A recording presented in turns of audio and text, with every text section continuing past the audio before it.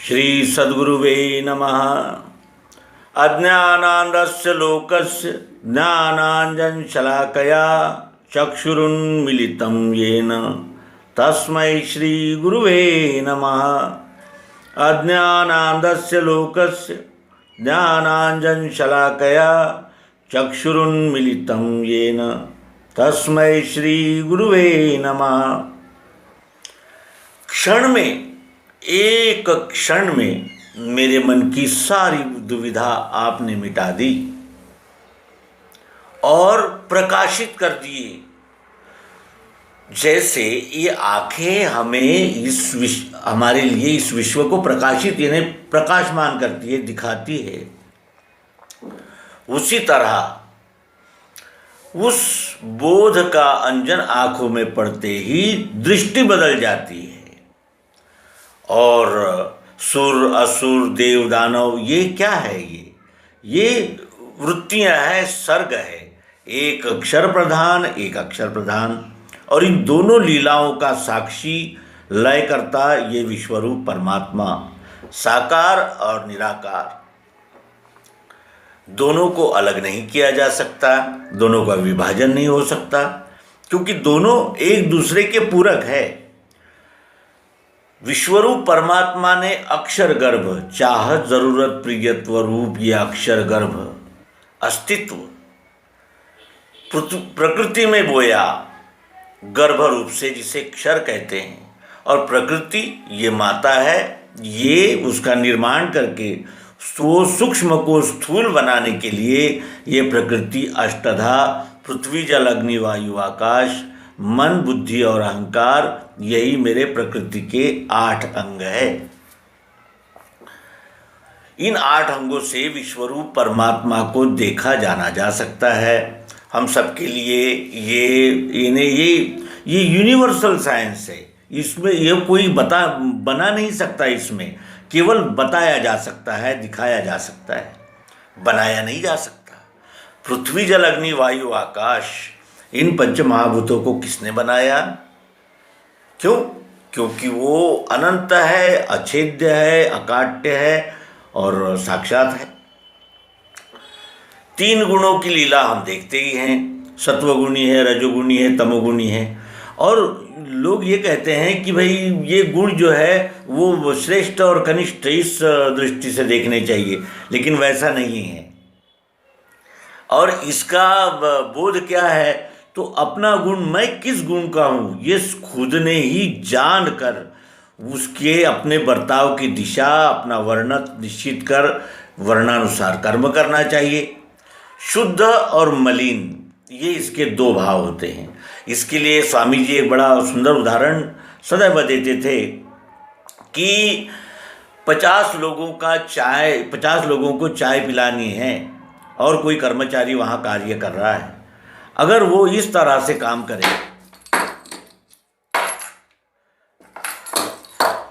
तो वहाँ जो 50 लोग जमा चर्चा कर रहे हैं उसमें विघ्न आएगा या नहीं, व्यत्यय आएगा या नहीं? आएगा अवश्य।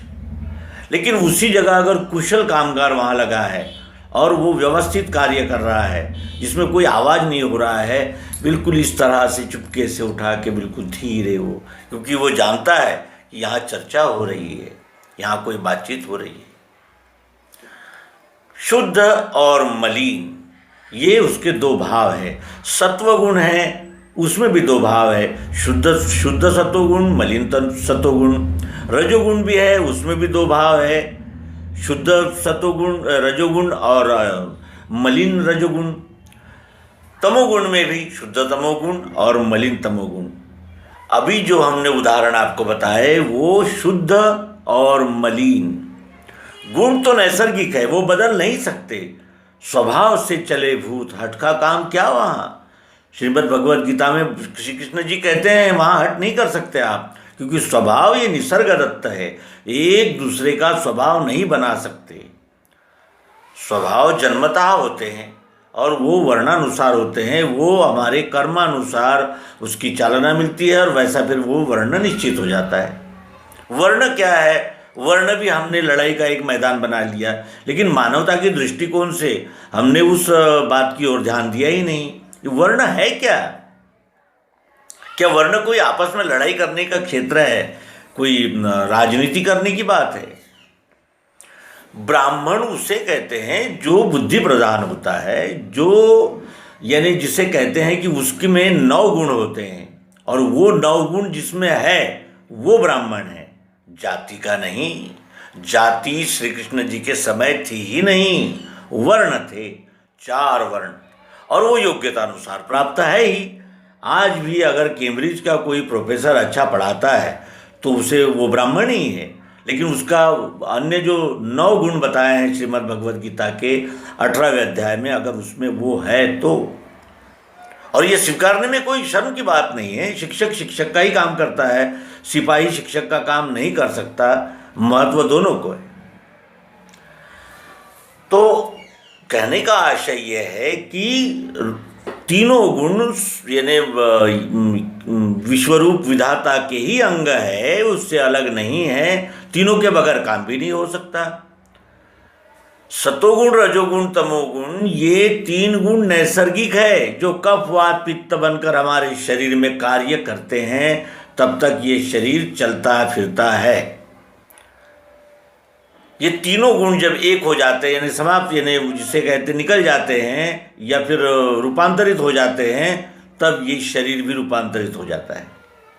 और कफवात पित्त कैसे बनते हैं? तो अन्न के द्वारा बनते हैं। अन्न हम भक्षण करते हैं, उसके द्वारा रस रक्त बनता है। उसी तरह सूक्ष्म रूप से कफ वात पित्त, इन 3 नाड़ियों में एक नाड़ी चालना प्रमुख चालक रहती है, दोनों उसकी सहायक रहती है। कभी सतोगुण के साथ रजोगुण सहायक होता है, तो कभी सतोगुण के साथ तमोगुण सहायक होता है, आगे होता है। तो ये आधा भाग और 2 भाग आधे आधे, इस प्रकार वो ये गुण का चक्र है। तो ये कहने का आशय ये है कि ये अष्टधा प्रकृति है, उसमें ओत प्रोत व्याप्त चाह जरूरत प्रियत्व रूप अक्षर मिठास। ये मिठास हमको अगर हम देखने जाएंगे तो ऐसी कोई जगह ही नहीं है जहाँ ये मिठास न दिखती हो। जहाँ तहाँ मिठास है, मिठास के बगैर यहाँ कुछ है ही नहीं। और हम भी देखते हैं कि हमें यानी लकड़ी भी प्यारी है, सोफा बनाने है, और लोहा भी प्यारा है, अलमारी चाहिए हमें, सब प्यारा ही प्यारा है। ये जो है अस्तित्व, और वो दिख रहा है, भातित्व भी है, दिख रहा है दिख रहा है। और कैसा? तो प्रिय रूप से ये आत्मा ओतप्रोत व्याप्त है। अगर हम निरपेक्ष भाव से प्रयोग में उसको समझेंगे, जानेंगे, तो प्रयोग में जानना है। और ये सर्वांग योग इस मालिका में हम आपसे इस विषय में बातचीत कर चुके हैं, और आपसे भी आग्रह है कि सर्वांग योग मालिका अवश्य देखिए। अन्य कोई यानी आपने यानी ये अंक नहीं देखे तो कोई बात नहीं है, लेकिन सर्वांग योग के संबंधित जितने अंक हम देते हैं वो आपने अवश्य ही देखना चाहिए मित्रों। यही तो सद्गुरु की कृपा है, महिमा सद्गुरु की, निज बोधार्थ है कई, और ये ही में बोध होते ही मुक्ति है ब्रह्मजाल से। कोई श्रेष्ठ नहीं, कनिष्ठ नहीं, हम सब जीव है। 3 गुणों की लीला चल रही है, और उसमें यानी ये अष्टधा, और इसमें व्याप्त चाह जरूरत प्रियत्व रूप आत्मा मिठास, जिसके बगैर वो आकार ही धारण नहीं हो सकता। अगर इस वस्तु से हम इसका उपयोग निकाल लेंगे तो इस वस्तु का अस्तित्व आ सकता है यहाँ। पहले उपयोगिता, और उसने उसके बाद उसकी उपयोगिता के संदर्भ में बना हुआ ये एक आकार, एक वस्तु अन्योन्याश्रित। लोहे का है ये, पलंग भी लोहे का है। ये अन्योन्याश्रित संबंध जो है यही अक्षर भाव है, और इन दोनों भावों का लय। इस वस्तु से हम लोहा अलग नहीं कर सकते क्योंकि वो लोहे से बनी है, लेकिन अगर कोई हमें लोहा ही लाके दे तो हमें नहीं चाहिए, हमें ताला ही चाहिए। इस तरह पुरुष प्रकृति का जोड़ा सनातन है जान तू, और इस तरह वो विश्वरूप परमात्मा अब विश्वरूप परमात्मा है ये हम कहते हैं, लेकिन परमात्मा यानी परमात्मा माने क्या? परमात्मा माने क्या?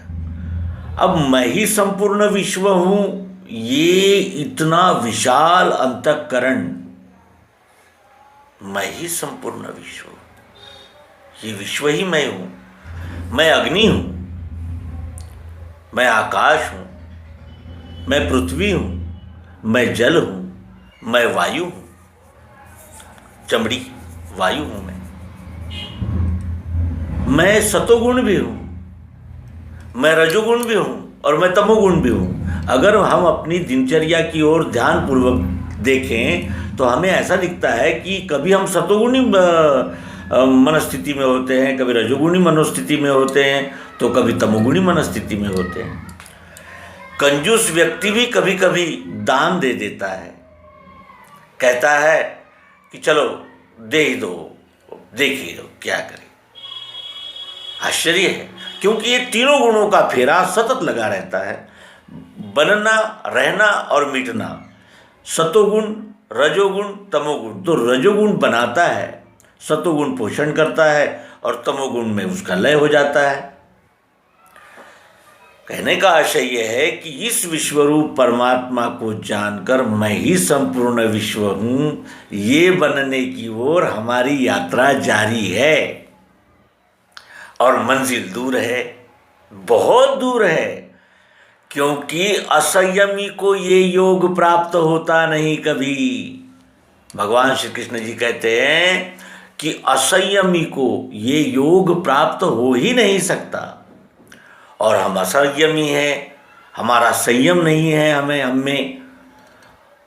तो कहने का आशय ये है कि त्रुटियां तो ऐसा है, बाधाएं तो आएगी और उसको दूर करना यही तो पुरुषार्थ का है। धर्म, अर्थ, काम और मोक्ष, ये 4 पुरुषार्थ में जो मोक्ष का पुरुषार्थ कहा है वो यही तो है। और क्रमशः हम सब सप्रवासी है और धीरे धीरे आगे बढ़ना है। स्वामी जी कहते थे, यही इस मालिका का टाइटल हो सकता है कि स्वामी जी कहते थे कि बीज इतना सा जो ज़मीन में हम डालते हैं तो उसको फलने फूलने और पिक्की पकड़ने और बाहर आने, जो वो 2 पत्तों में बाहर आता है, क्षर और अक्षर, इसमें समय लगता है। उसी तरह ये जो अभ्यस्त हो गया है, जो देह ही मैं हूँ, देहाभिमान का जो अभ्यस्त हो गया है, वो ही अपने आत्म रूप को जानने का प्रयास कर रहा है। वो भूल गया है मैं कौन हूँ। वो समाज कहता है आप अध्यक्ष हो, तो हम भूल जाते हैं कि हाँ हम अध्यक्ष है। फिर तुम उस पंथ के हो, इस पंथ के हो, उस मालिका के हो, उस विचार के हो।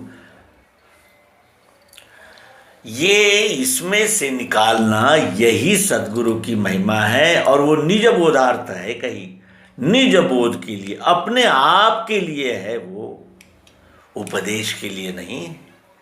तो इसका भान रखते हुए हम कुछ एक अध्यात्म से हटकर एक प्रश्न आया है, तो उसका भी विचार हम अपने मित्रों के साथ साझा करेंगे और मिलते हैं आगामी अंक में। नर्मदे हर।